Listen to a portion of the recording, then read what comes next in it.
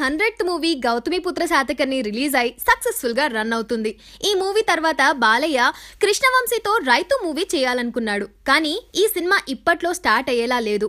బాలయ్యని ఈ విషయం గురించి అడిగితే అమితాబ్ బచ్చన్ చేయకపోతే ఈ మూవీ చెయ్యను, ఆయనకి ఈ మూవీలో ప్రెసిడెంట్ క్యారెక్టర్ గురించి చెప్పాము, ఆయన సర్కార్ 3 తర్వాత డిసైడ్ అవుతాను అన్నారు. ఆయన ఒప్పుకుంటే ఈ మూవీ తప్పనిసరిగా ఉంటుంది, లేకపోతే లేదు అని అన్నాడు.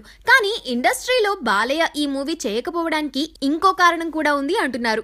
ఖైదీ నంబర్ 150 సినిమాలో చిరంజీవి ఆల్రెడీ రైతు సమస్యలపై పోరాడే వ్యక్తిగా కనిపించారు. ఇప్పుడు బాలయ్య కూడా అలాంటి సబ్జెక్ట్ చేస్తే అంత ఇంట్రెస్టింగ్ గా ఉండకపోవచ్చు అని కూడా అనుకుంటున్నారట.